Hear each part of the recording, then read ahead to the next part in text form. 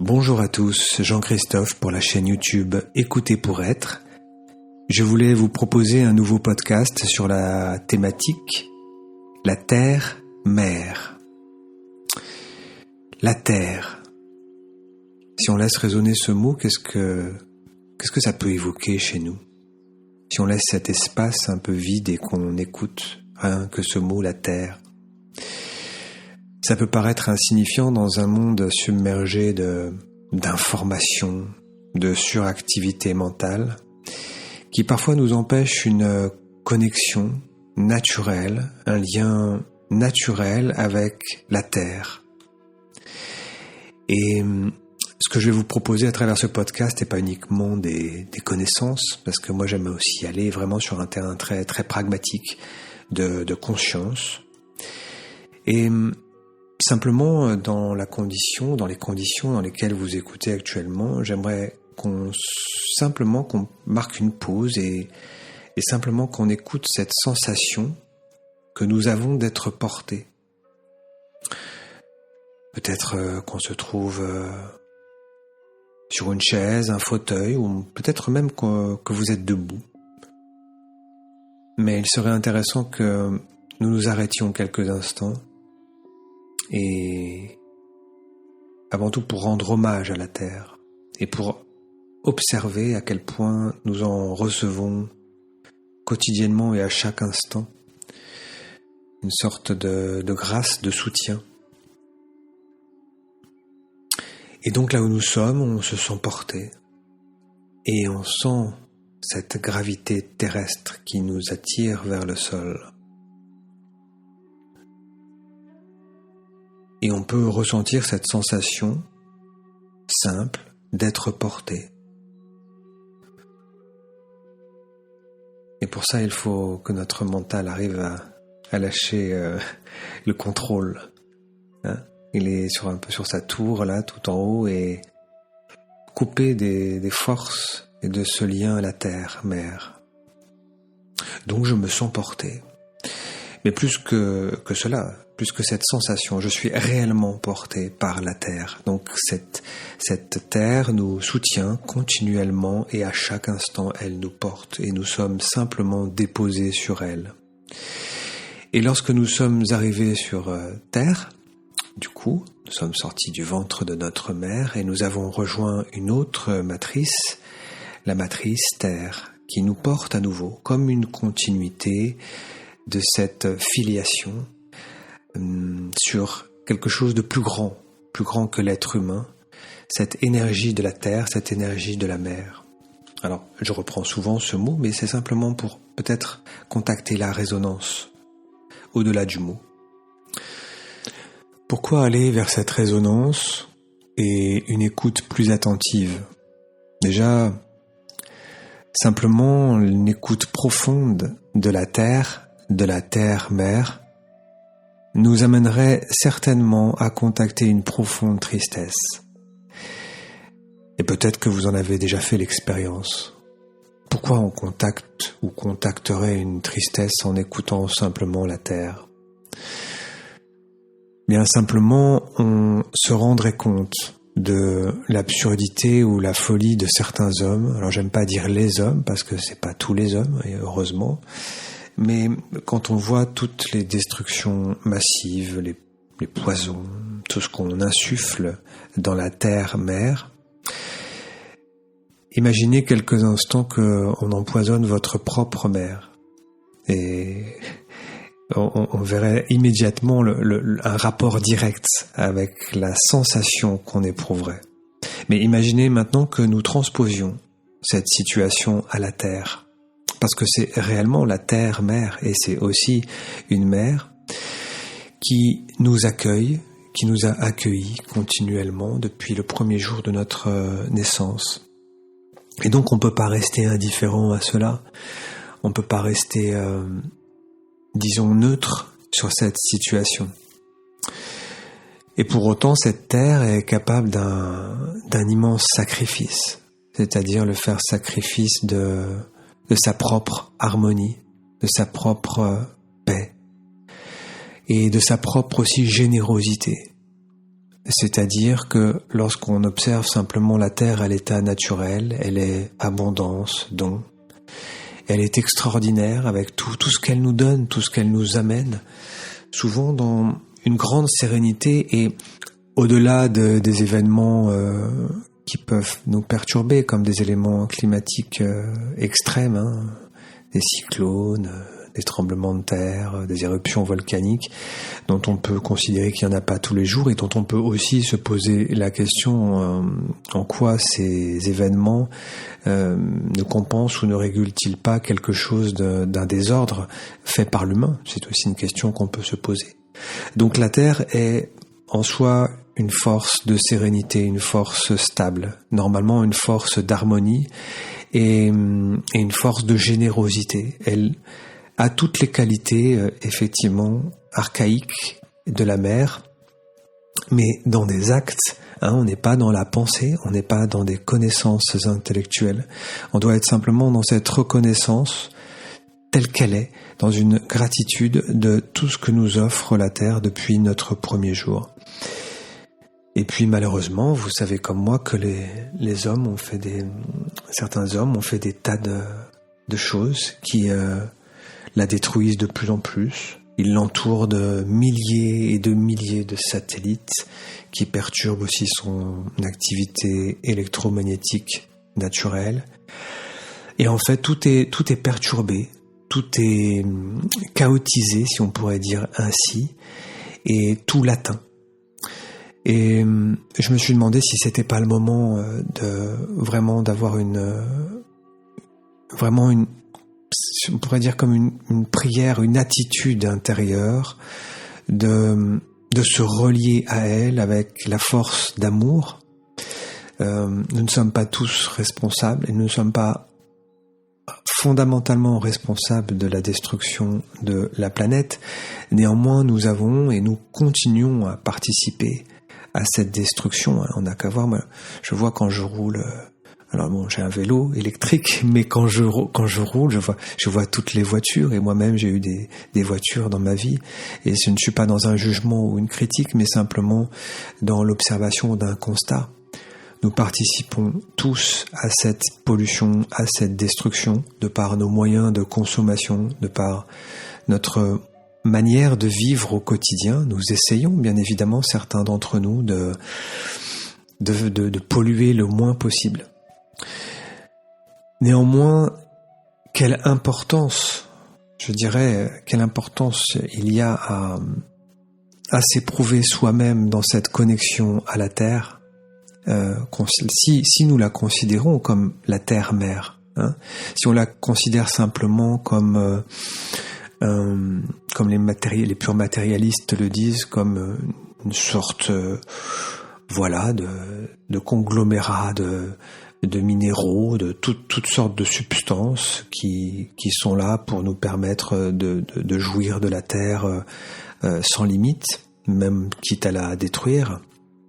Alors bien évidemment, on ne peut pas considérer cet aspect le plus précieux qu'elle représente dans nos vies. Et je crois que la chose la plus importante dans notre attitude intérieure, puisque je pense qu'à l'origine, l'être humain avait ce sens profond de considération, de reconnaissance de la terre. C'était quelque chose qui était inscrit en lui. Il est toujours d'ailleurs inscrit en nous.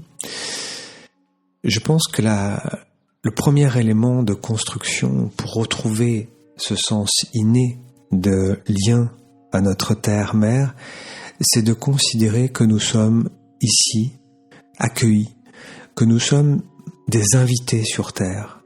Vous voyez, c'est pas nous qui avons dressé la table, c'est nous qui sommes invités à la table de cette terre-mère qui fondamentalement nous a tout offert, nous a tout donné, et si nous avions pu ou si nous pouvions encore l'utiliser de manière harmonieuse et respectueuse, alors certainement l'humanité n'en serait pas là.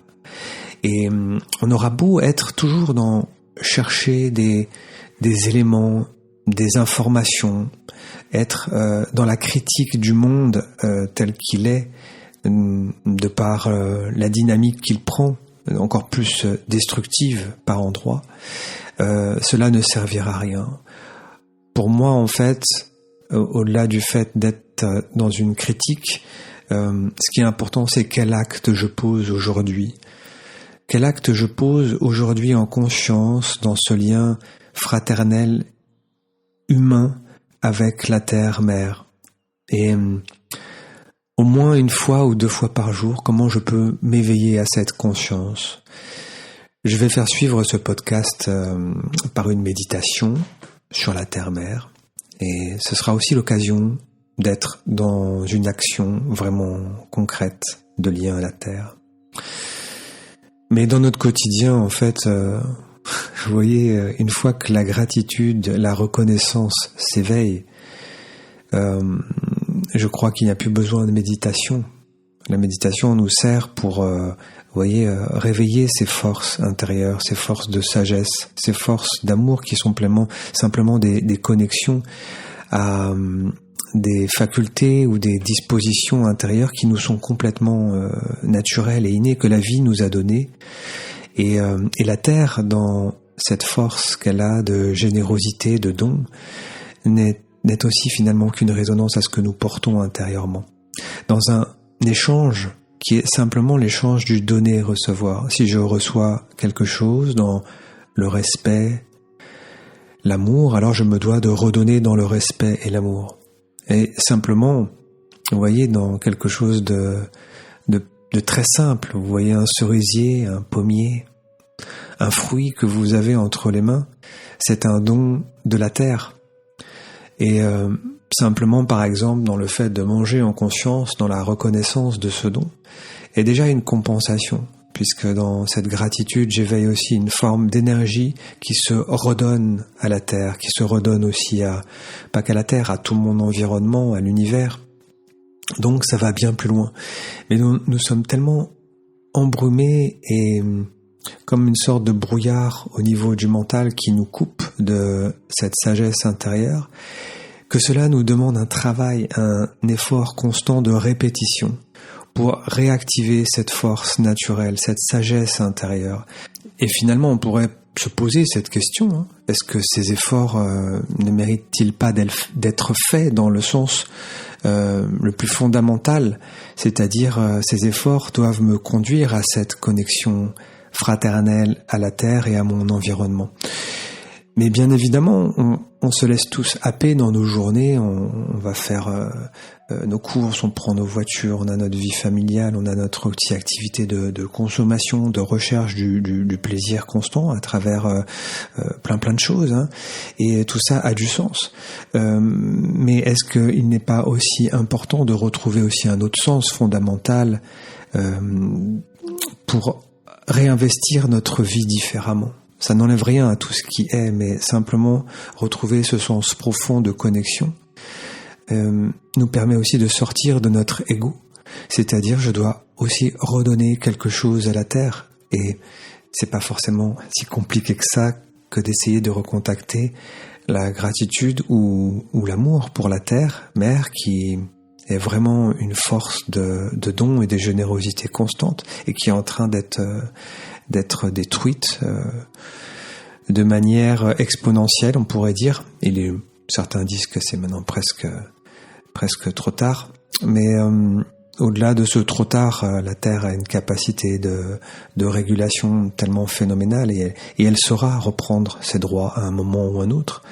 Ça, c'était aussi une réflexion de Pierre Rabhi que j'aimais beaucoup. Alors maintenant, ce que je vais vous proposer, c'est après ce podcast, c'est donc une méditation. Et soyez certains aussi que dans notre évolution, si vous avez cet intérêt pour l'évolution aussi intérieure, votre propre évolution, mais aussi l'évolution du monde, ces deux symboliques que sont la Terre et le Soleil ne sont finalement déjà bien plus que des symboliques, c'est des organes vivants, complètement vivants, on pourrait dire des organes spirituels. Et mais on ne peut pas être conduit, vous voyez, à l'époque on aurait dit dans des temps, on va dire plus anciens, on ne peut pas être conduit au Père si on ne passe pas par la Mère. Et en l'occurrence, si là nous n'avons pas cette disposition intérieure de se déposer sur notre Mère, mais de se déposer avec une conscience, avec un respect, avec une harmonie, avec l'envie de lui faire du bien. Tout comme nous aurions envie ou nous avons envie de faire du bien à notre mère physique. Vous voyez, peu importe ce qu'il s'est passé, même s'il s'est passé des choses difficiles, ou même à la limite, même si notre mère, dans son fonctionnement, a des choses qui nous déplaisent, peu importe, l'amour doit être le moteur principal à considérer dans notre lien. Donc je vais faire du bien à ma mère, je vais tenter de lui offrir des choses, d'être reconnaissant envers tout ce qu'elle m'a donné. Et je dois transposer cet amour, je dois le diriger aussi vers la terre-mère. C'est une étape qui est fondamentale. Si je ne reconnais pas la terre-mère en moi ou dans ma vie comme un élément fondamental de structuration, d'évolution, je ne peux pas être conduit vers le soleil, qui est l'aspect de la lumière lumineuse. Et la terre, c'est aussi son corps, à comment je respecte mon corps. Oui, comment j'établis un lien de respect, d'amour avec mon propre corps, qui est aussi un don de la terre. Encore une fois, je suis dans une disposition où j'ai beaucoup reçu, et je reçois encore beaucoup. Si nous sommes simplement attentifs à notre corps, en permanence, tous les jours, il nous offre un fonctionnement, il nous offre une vitalité. Et est-ce que je suis dans le respect? Est-ce que je suis dans la volonté de le nourrir correctement pour lui faire du bien et non pas le polluer? Tout, vous voyez, a une interrelation constante. On est souvent obligé d'avoir des angles de vue, des réflexions ciblées, mais à un moment donné, on met tout en lien. Et donc la terre, mère, elle est à plusieurs endroits, elle nous porte, mais elle est partout dans nos vies. Donc ce que je vais vous proposer à travers la méditation qui va suivre, c'est de rentrer profondément dans une connexion à la terre et de recontacter, si vous l'avez perdu ou si vous avez besoin de le retrouver par moment, de retrouver ce lien fondamental d'amour. La terre-mère aujourd'hui a besoin de notre amour. C'est l'élément qui peut contrecarrer l'absurdité humaine de tout ce qu'elle fait de nocif, de tout ce qu'elle lui fait en termes de mal et en termes d'action qui la perturbe. J'espère que vous avez passé un bon moment avec moi. Et encore une fois, moi, ce qui m'anime, c'est vraiment cette intention positive, pragmatique. L'idée, c'est de ne pas vous aussi submerger d'informations, de connaissances. Pour moi, le lien, avant tout vital, doit être dans le concret, dans quelque chose de pragmatique et non pas du rêve et de l'intellect. Je vous dis à très bientôt et je vous souhaite une bonne pratique avec la méditation sur la terre-mère qui va suivre ce podcast. Très belle journée à vous et à très bientôt.